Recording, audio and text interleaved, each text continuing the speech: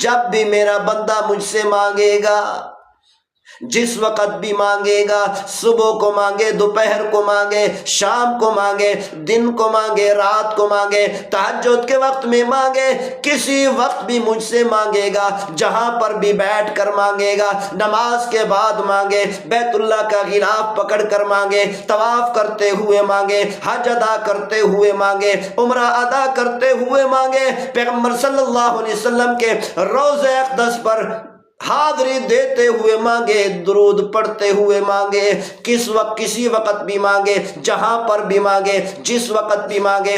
اللہ فرماتے ہیں میں نے کوئی شرط نہیں لگائی، نماز پڑھتے ہوئے مانگے میں نے شرط نہیں لگائی، تہجد پڑھ کر مانگے اللہ فرماتے ہیں میں نے شرط نہیں لگائی، قرآن پڑھ کر مانگے، زکوٰۃ ادا کر کے مانگے اللہ فرماتے ہیں میں نے شرط نہیں لگائی، نماز پڑھتے ہوئے مانگے اللہ نے فرمایا میں نے شرط نہیں لگائی، نوافل پڑھ کر مانگے، استغفار کر کے مانگے، ذکر اذکار کر کے مانگے، قرآن مجید کی تلاوت کر کے مانگے اللہ فرماتے ہیں میں نے کوئی شرط نہیں لگائی، بیت اللہ کا غلاف پکڑ کر مانگے اللہ فرماتے ہیں میں نے شرط نہیں لگائی، عمرہ کرتے ہوئے مانگے، حج ادا کرتے ہوئے مانگے، مسجد نبوی میں بیٹھ کر مانگے، مسجد حرام میں بیٹھ کر مانگے اللہ فرماتے ہیں میں نے کوئی شرط نہیں لگائی، سجدے میں مانگے، رکوع میں مانگے اللہ فرماتے ہیں میں نے کوئی شرط نہیں لگائی، میرا بندہ جب بھی مانگے اپنے بستر پر بیٹھ کر مانگے، گھر کے اندر بیٹھ کر مانگے،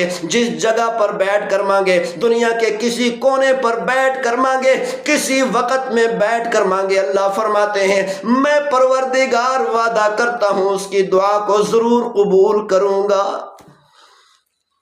اجیب دعوت الداعی اذا دعون، میرا بندہ جب بھی مجھ سے مانگے گا میں اس کی دعا کو ضرور قبول کروں گا۔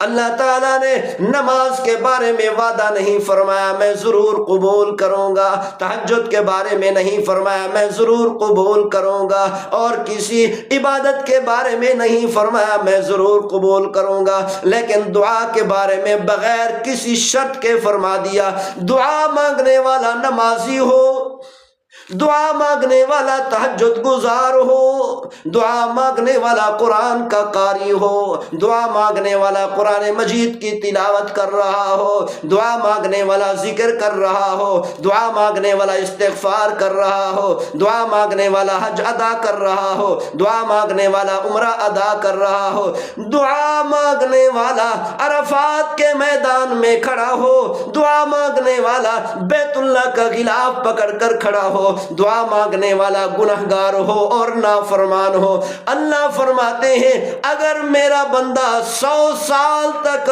صبح و شام کلمہ پڑھنے کے بعد 100 سال تک گناہ کرتا رہا پھر بھی آ کر مجھ سے دعا مانگی میں رب العالمین کا وعدہ ہے اس کی دعا کو ضرور قبول کروں گا۔ اللہ تعالیٰ نے بتا دیا کہ میرا وعدہ ہے اور بغیر کسی شرط کے وعدہ ہے، چاہے وہ دعا مانگنے والا کافر ہی کیوں نہ ہو میرا بندہ تو ہے نا، میں اس کی دعا کو ضرور قبول کروں گا۔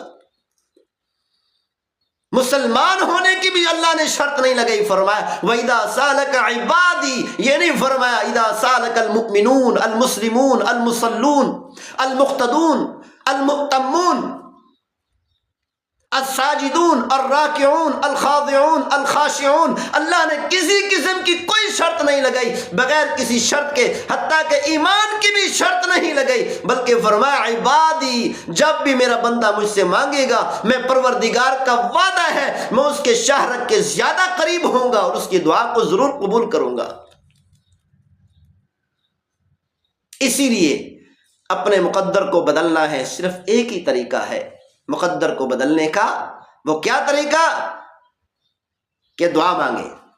ہم نمازیں پڑھتے ہیں، عبادتیں کرتے ہیں، تلاوتیں کرتے ہیں، ذکر اذکار کرتے ہیں، استغفار کرتے ہیں، بہت زیادہ کثرت سے عبادات کرتے ہیں، ساری رات نوافل پڑھتے ہیں، لمبے لمبے قیام کرتے ہیں، لمبے لمبے رکوع کرتے ہیں، لمبے لمبے سجدے کرتے ہیں اور بڑی بڑی تلاوتیں کرتے ہیں، کئی پارے ایک ہی جگہ پر بیٹھ کر پڑھ لیتے ہیں، تلاوت کر لیتے ہیں، لیکن دعا مانگنا بھول جاتے ہیں، دعاؤں کا اہتمام نہیں کرتے، پیغمبر صلی اللہ علیہ وسلم نے ارشاد فرمایا الدعاء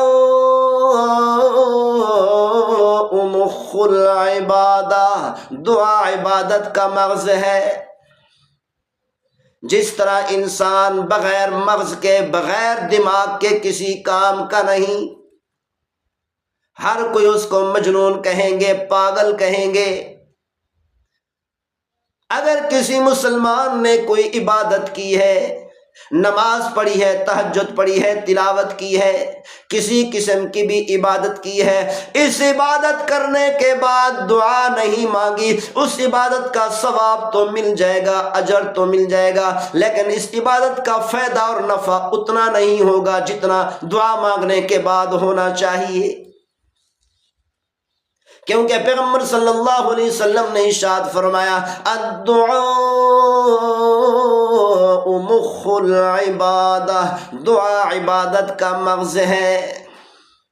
جس مسلمان نے نماز پڑھی، نماز پڑھنے کے بعد دعا مانگی، اس عبادت کے اندر مغز بھر دیا۔ کسی مسلمان نے تلاوت کرنے کے بعد دعا مانگی، اس عبادت میں اس نے مغز اور دماغ کو بھر دیا۔ یہ عبادت مغز والی ہو گئی، یہ عبادت دماغ والی ہو گئی۔ جس مسلمان نے ذکر کیا، ذکر کرنے کے بعد دعا مانگی، تہجد پڑھی، تہجد کے بعد دعا مانگی، نوافل پڑھے، نوافل کے بعد دعا مانگی، عمرہ ادا کیا، عمرہ ادا کرنے کے بعد دعا مانگی، تہجد پڑھی، تہجد کے بعد دعا مانگی، اور بیت اللہ کا غلاف پکڑ کر کھڑا ہوا، وہاں پر دعا مانگے، اللہ فرماتے ہیں میں اس کی دعا کو ضرور قبول کروں گا۔ پیغمبر صلی اللہ علیہ وسلم نے بتا دیا، قیامت تک آنے والی امت کو سمجھا دیا، اگر تم نے عبادات کے بعد دعا مانگ لی، تم نے اپنی عبادات کو مغز اور دماغ والا بنا دیا۔ اب آپ کی عبادت بہت زیادہ مفید ثابت ہوگی، بہت زیادہ نافع ثابت ہوگی۔ دعا مانگنے کی برکت سے وہ عبادت بھی قبول ہو جائے گی، اور یہ عبادت بھی دماغ اور مغز والی بھی ہو جائے گی۔ اسی لیے ہمیں چاہیے کہ ہم دعائیں مانگیں، روزانہ کم از کم آدھا گھنٹہ دعا مانگنی چاہیے۔ رزق لینا ہے، وہی بات، رزق لینا ہے، دعا مانگنی پڑے گی۔ اسی طرح اللہ تعالیٰ نے 12ویں پارے کے اندر فرمایا ام یقولون افترا قل فأتوا بعشر سور مثلہ مفتریات۔ اللہ تعالیٰ نے فرمایا او مشرکین مکہ، تم کہتے ہو یہ قرآن جو پیغمبر صلی اللہ علیہ وسلم پڑھ پڑھ کر سناتے ہیں، یہ اپنی طرف سے بنا کر سناتے ہیں، تو اللہ تعالیٰ نے فرمایا میرے محبوب صلی اللہ علیہ وسلم امی ہے، پڑھے ہوئے نہیں ہیں، تم تو پڑھے ہوئے ہو، تمہارے اندر بڑے بڑے شعراء ہیں، ادبا ہیں، فصحاء ہیں، بلغاء ہیں، ان سب کو جمع کر لو۔ وَادْعُوا مَنِ اسْتَطَعْتُم مِّن دُونِ اللَّهِ إِن كُنتُمْ صَادِقِينَ۔ اللہ تعالیٰ نے فرمایا اللہ کے علاوہ دنیا کے بڑے بڑے بادشاہ کو اپنے ساتھ ملا لو، بڑے بڑے حکمرانوں کو، عمراء اور سلاطین کو اپنے ساتھ ملا لو، بڑے بڑے ادباء کو اپنے ساتھ ملا لو، شعراء کو ساتھ ملا لو، بلغاء اور فصحاء کو ساتھ ملا لو، بڑے بڑے خطباء کو اپنے ساتھ ملا لو، سونا چاندی ہیرے جواہرات کو جمع کر لو، ساری دنیا کے لوگوں کو اپنے ساتھ ملا لو، قرآن کے مقابلے میں 10 صورتیں بنا کر دکھاؤ اگر تم سچے ہو۔ تو اللہ تعالیٰ نے قیامت تک آنے والی امت کو چیلنج کر دیا ان کنتم صادقین، اگر تم سچے ہو تو قرآن مجید کی 10 صورتیں بنا کر دکھاؤ۔ دوسری جگہ پر اللہ تعالیٰ نے فرمایا فاتوا بسورۃ من مثلی، اللہ نے فرمایا سارے فصحاء، بلغاء، ادباء، شعراء، خطباء، سارے حکمران اور سلاطین، سارے عمراء، ساری دنیا کے لوگ مل کر قرآن مجید جیسا ایک سورت بنانے کی کوشش کرو گے تو پھر بھی نہیں بنا سکو گے۔ ایک سورت قرآن کے مقابلے میں لا کر دکھاؤ۔ ایک اور جگہ پر اللہ تعالیٰ نے فرمایا اگر تم سچے ہو تو پورے قرآن کے مقابلے میں 10 سورتیں نہیں، ایک سورت نہیں، ایک آیت بنا کر دکھاؤ۔ اس چیلنج کو 1400 سال ہو چکے۔ اللہ تعالیٰ نے 1400 سال پہلے پیغمبر صلی اللہ علیہ وسلم کے زمانے میں چیلنج کیا تھا، آج تک اس چیلنج کا جواب کوئی نہیں دے سکا۔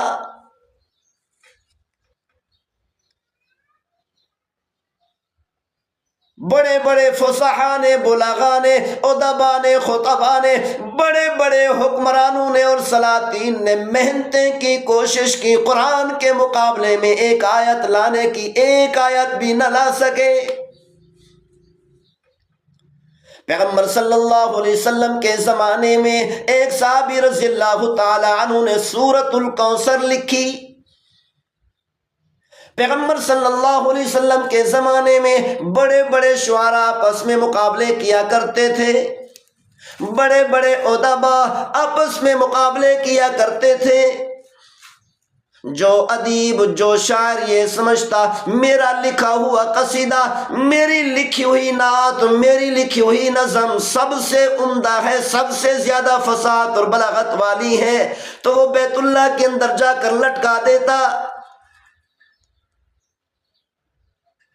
تو یہ ایک چیلنج ہوتا، اگر دنیا والوں میں سے کوئی انسان بھی، کوئی شاعر بھی، کوئی ادیب بھی اس کلام جیسا کلام بنا سکتا ہے تو لا کر دکھاؤ۔ تو پیغمبر صلی اللہ علیہ وسلم کے زمانے میں 7 ادباء نے، 7 بڑے بڑے شعراء نے اپنے اپنی نظمیں، اپنے اپنے قصیدے بیت اللہ کے اندر لٹکائے ہوئے تھے اور چیلنج کیا ہوا تھا۔ تو ایک سبز پر لکھا، ایک چمڑے پر لکھا، لکھ کر ان 7 قصیدوں کے مقابلے میں چپکا دیا، لٹکا دیا۔ جب ان شعراء نے، ان ادباء نے، اس وقت کے بڑے بڑے 7 ادباء اور شعراء نے اور فصحاء اور بلغاء نے دیکھا ہمارے 7 قصیدوں اور نظموں کے مقابلے میں سورۃ الکوثر لکھی ہوئی ہے، ان تمام شعراء نے، 7 کے 7 شعراء نے اپنے اپنے قصیدے واپس لے لیے اور کہا یہ کوئی انسان کا کلام ہو ہی نہیں سکتا۔ یعنی قرآن کی فصاحت اور بلاغت کو اس وقت کے کافروں نے بھی تسلیم کیا تھا۔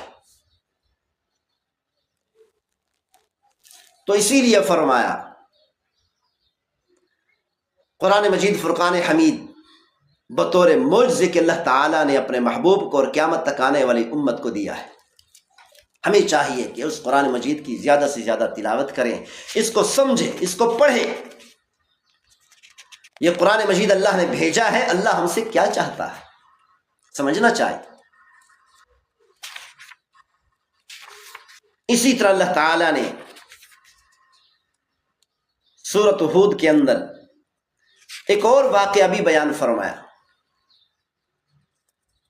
حضرت لوط علیہ السلام کی قوم لوط کا واقعہ۔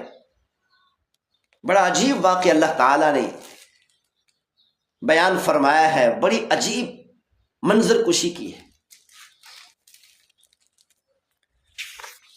تو اللہ تعالیٰ نے قرآن مجید فرقان حمید میں بیان فرمایا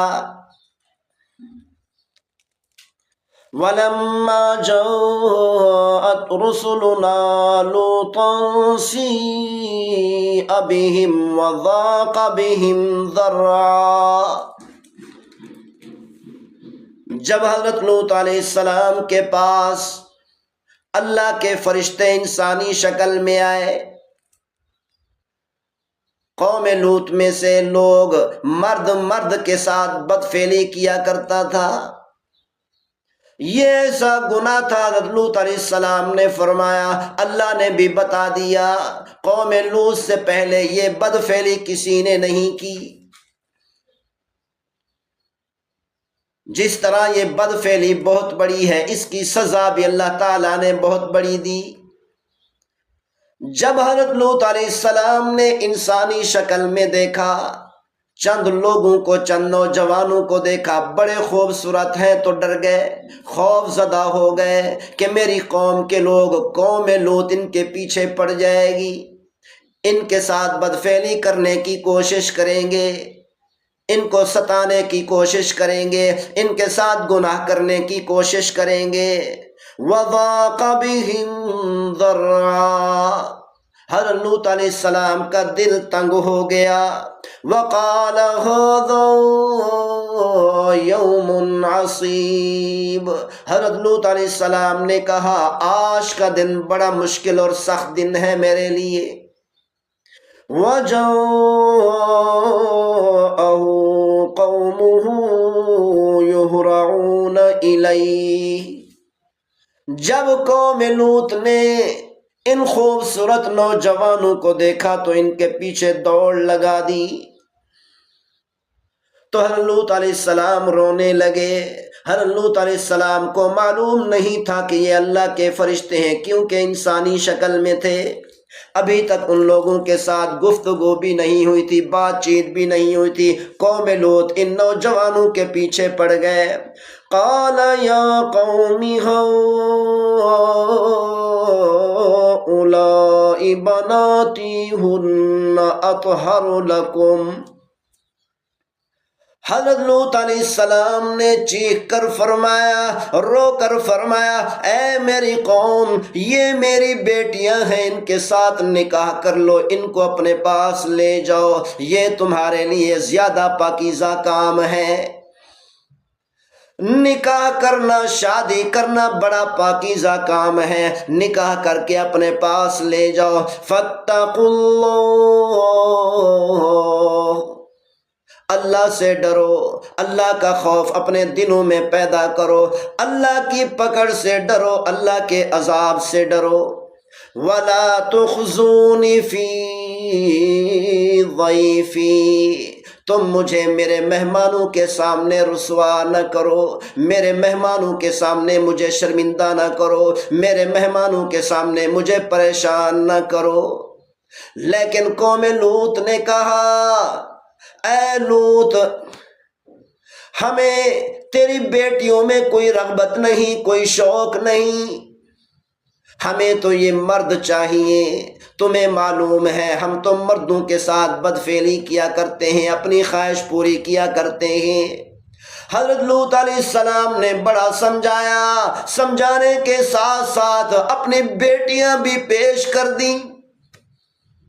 وہ کیسا سخت وقت ہوگا، وہ کیسا سخت منظر ہوگا کہ حضرت لوط علیہ السلام کو اپنے مہمانوں کے سامنے رسوا ہونے کی وجہ سے، رسوا ہونے کے خوف سے اپنی بیٹیاں تک قوم لوط کے سامنے پیش کر دیں۔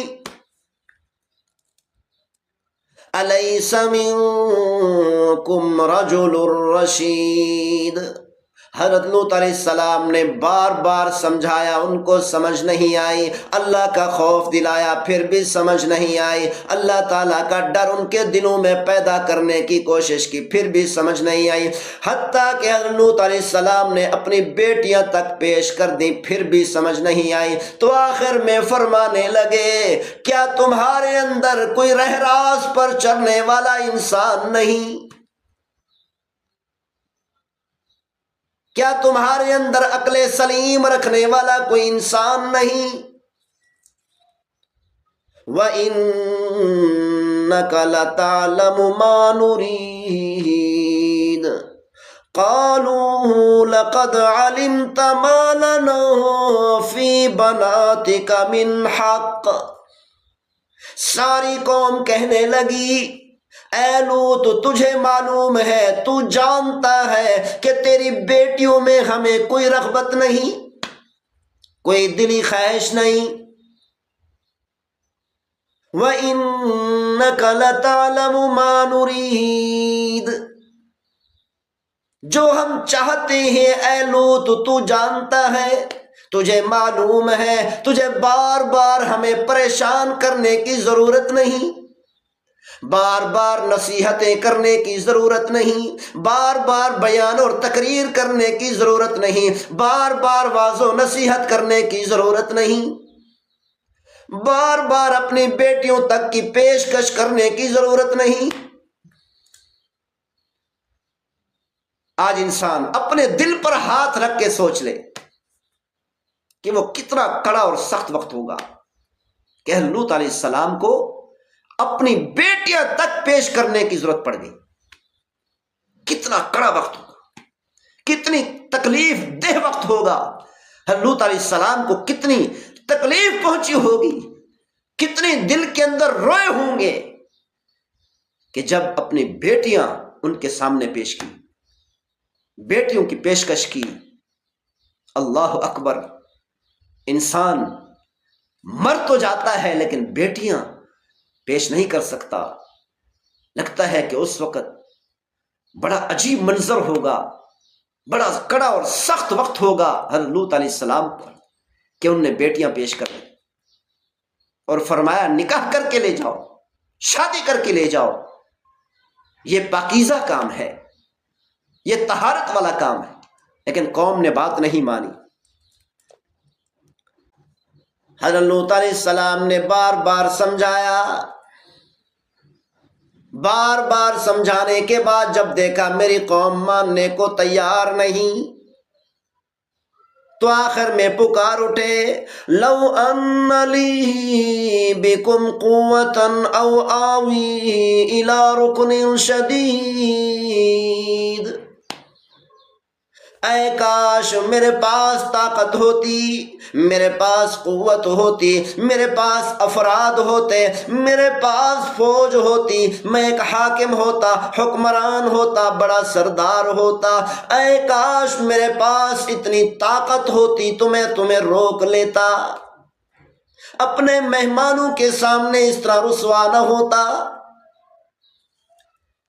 جب اللہ کے فرشتوں نے حضرت لوط علیہ السلام کو، اللہ کے نبی کو، اللہ کے پیغمبر کو اتنا پریشان ہوتے ہوئے دیکھا تو فرشتے پکار اٹھے، یا لوط انا رسول ربک، اے لوط آپ کو پریشان ہونے کی ضرورت نہیں، آپ کو رونے کی ضرورت نہیں، آپ کو غم کھانے کی ضرورت نہیں، کیونکہ ہم تیرے پروردگار کے فرشتے ہیں۔ لن يصلوا إليك فأسر بأهلك بقطع من الليل، اللہ کے فرشتوں نے فرمایا، اے اللہ کے نبی، اے اللہ کے پیغمبر، آپ کو پریشان ہونے کی ضرورت نہیں، یہ ہم تک کبھی بھی نہیں پہنچ سکتے، ہم تک پہنچنا تو دور کی بات ہے، آپ کو تکلیف دینے کے لیے آپ تک بھی نہیں پہنچ سکتے۔ فَأَسْرِ بِأَهْلِكَ بِقِطْعٍ مِّنَ اللَّيْلِ، اے اللہ کے نبی، اے اللہ کے پیغمبر، ہم کوئی عام فرشتے نہیں، ہم تو اللہ کا عذاب لے آنے والے فرشتے ہیں۔ رات کے کسی وقت میں اپنے ایمان والوں کو، اپنے گھر والوں کو، اپنے ساتھ رہنے والوں کو لے کر اس بستی سے نکل جانا، آپ کے نکل جانے کے بعد اللہ فیصلہ کر چکا ہے ان پر عذاب بھیجا جائے گا۔ وَلَا يَلْتَفِتْ مِنْكُمْ أَحَدٌ إِلَّا امْرَأَتَكَ، اے اللہ کے نبی، اے اللہ کے پیغمبر، آپ پر جتنے بھی ایمان لانے والے ہیں ان کو اپنے ساتھ لے لینا، اپنے گھر والوں کو بھی ساتھ لے لینا، لیکن ان کو سمجھا دینا، ان کو بتا دینا، پورا سفر پیچھے مڑ کر کوئی نہ دیکھے۔ اگر کسی نے پیچھے مڑ کر دیکھا تو اللہ کا عذاب جیسے قوم لوط پر آئے گا اس پر بھی آ پڑے گا۔ تو اللہ کے فرشتوں نے حضرت لوط علیہ السلام کو پہلے بتا دیا، اِلَّا امْرَأَتَكَ، اللہ نے پہلا فیصلہ کر لیا ہے، اللہ تعالیٰ کو علم تھا، اللہ تعالیٰ کو معلوم تھا جب یہ ایمان والے حضرت لوط علیہ السلام کے ساتھ بستی چھوڑ کر رات کے وقت میں جانے لگیں گے، کوئی ایمان والا پیچھے کی طرف مڑ کر نہیں دیکھے گا سوائے حضرت لوط علیہ السلام کی بیوی کے۔ حضرت لوط علیہ السلام کی بیوی پیچھے مڑ کر دیکھے گی، اس پر بھی اللہ کا عذاب آ پڑے گا۔ اللہ تعالیٰ نے پہلے بتا دیا،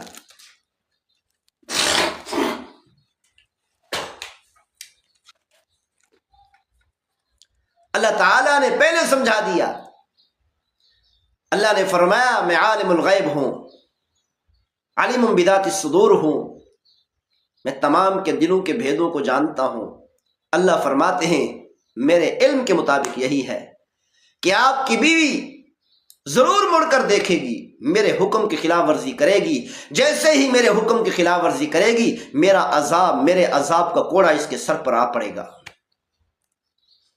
آپ کی بیوی بھی ہلاک ہونے والی ہے۔ تو حضرت لوط علیہ السلام رات کے وقت میں اپنے پر ایمان لانے والوں کو لیتے ہیں، تمام ایمان والوں کو ساتھ لے کر بستی سے نکلتے ہیں، سفر کرتے ہوئے جا رہے ہیں۔ جب حضرت لوط علیہ السلام اور حضرت لوط علیہ السلام پر ایمان لانے والے سارے کے سارے بستی سے نکل گئے تو اللہ تعالیٰ نے قوم لوط پر فوری طور پر عذاب بھیجا، ایک بہت بڑا دھماکہ ہوا۔ جتنے ایمان والے حضرت لوط علیہ السلام کے ساتھ جا رہے تھے کسی نے پیچھے کی طرف مڑ کر نہیں دیکھا، کیونکہ سارے جانتے تھے پیچھے کی طرف مڑ کر دیکھنا اللہ اور اس کے رسول اور اس کے پیغمبر اس کے نبی کے حکم کی خلاف ورزی ہے۔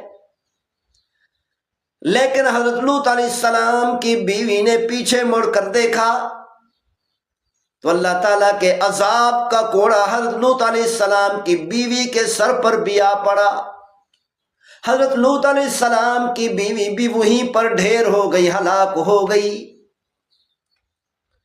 إِنَّهُ مُصِيبُهَا مَا أَصَابَهُمْ، اللہ تعالیٰ نے فرمایا حضرت لوط علیہ السلام کی بیوی پر وہی عذاب آیا جو باقی قوم پر عذاب آیا تھا۔ إِنَّ مَوْعِدَهُمُ الصُّبْحُ أَلَيْسَ الصُّبْحُ بِقَرِيبٍ، اللہ تعالیٰ نے فرمایا او میرے نبی، او میرے پیغمبر، جب آپ ایمان والوں کو ساتھ لے کر جائیں گے صبح کے وقت میں اپنا عذاب قوم لوط پر نازل کر دوں گا۔ فَلَمَّا جَاءَ أَمْرُنَا جَعَلْنَا عَالِيَهَا سَافِلَهَا، اللہ تعالیٰ نے فرمایا جب ہم نے قوم لوط پر عذاب کو بھیجا، کتنا سخت عذاب تھا، کتنی سخت پکڑ تھی، اللہ نے فرمایا ان کی بستی کے اوپر والے حصے کو نیچے کر دیا، نیچے والے حصے کو اوپر کر دیا۔ جعلنا عالیہا سافلہا، حضرت جبریل علیہ السلام نے پوری بستی کو اٹھایا، پوری بستی کو اٹھا کر آسمان کی طرف لے گئے، آسمان کے قریب لے گئے۔ پھر حضرت جبریل علیہ السلام نے اس بستی کو الٹا ڈال دیا، الٹا نیچے پھینک دیا۔ جعلنا عالیہا سافلہا، اللہ نے بتا دیا ہم قوم لوط کی بستی کے اوپر والے حصے کو نیچے کر دیا، نیچے والے حصے کو اوپر کر دیا۔ وَأَمْطَرْنَا عَلَيْهَا حِجَارَةً مِّن سِجِّيلٍ منضود، پھر اللہ تعالیٰ نے فرمایا یہ عذاب بھیجنے کے بعد ہم نے قوم لوط پر پتھروں کی بارش کر دی، ایک ایک پتھر پر نام لکھا تھا، جس پتھر پر جس کا نام لکھا تھا اسی کو جا کر لگا، مسومۃ عند ربک، نشان زدہ پتھروں کی بارش کر دی، نام لکھے ہوئے پتھروں کی بارش کر دی۔ وما ہی من الظالمین ببعید، اللہ تعالیٰ نے فرمایا ہم کسی پر ظلم نہیں کرتے، ہم ظالم نہیں ہیں، بلکہ یہ انسان، یہ جنات اپنی جانوں پر خود ظلم کیا کرتے ہیں۔ تو اللہ تعالیٰ نے کیا بتایا، یہ کیسا عذاب بھیجا؟ روایات میں آتا ہے اللہ تعالیٰ نے قوم لوط پر 5 قسم کے عذاب بھیجے، کیونکہ ان کا گناہ بہت بڑا تھا، جتنا بڑا گناہ تھا اتنا بڑا عذاب بھی بھیج دیا۔ پہلا عذاب، ان کی بستی کو الٹ پلٹ کر دیا، اوپر والے حصے کو نیچے کر دیا، نیچے والے حصے کو اوپر کر دیا، پھر پتھروں کی بارش کر دی، پھر ان کے چہرے مسخ کر دیے، ان کی شکلیں بدل ڈالی، پھر ان کو پانی کے اندر، سمندر کے پانی میں غرق بھی کر دیا۔ فرشتے نے آ کر چیخ بھی ماری۔ یہ 5 قسم کے عذاب ہیں جو اللہ تعالیٰ نے قوم لوط پر نازل فرمائے، اور کوئی قوم ایسی نہیں ہے جب سے اللہ تعالیٰ نے دنیا بنائی ہے اس وقت سے لے کر اب تک ایسی کوئی قوم نہیں آئی جن پر اللہ تعالیٰ نے 5 عذاب نازل کیے ہوں۔ یہ واحد قوم ہے جس پر اللہ تعالیٰ نے 5 عذاب نازل کی۔ کیوں؟ گناہ بھی سخت تھا۔ جب گناہ سخت تھا تو اللہ تعالیٰ نے عذاب بھی سخت بھیجا۔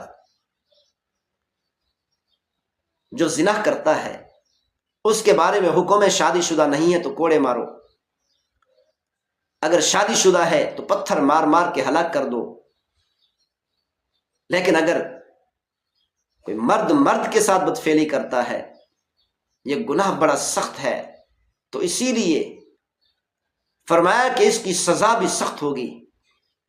بعض علماء فرماتے ہیں کہ ایسے آدمی کو آگ میں جلا دیا جائے۔ تو بہرحال ہمیں چاہیے کہ ہم اپنے آپ کو گناہوں سے بچائیں، نافرمانی سے بچائیں، نیک اعمال کریں، دعائیں مانگیں۔ اگر اللہ تعالیٰ سے زیادہ روزی لینی ہے تو دعائیں زیادہ سے زیادہ کریں۔ اللہ تعالیٰ ہم سب کو عمل کرنے کی توفیق نصیب فرمائے۔ وما توفیقی الا باللہ۔ السلام علیکم ورحمۃ اللہ۔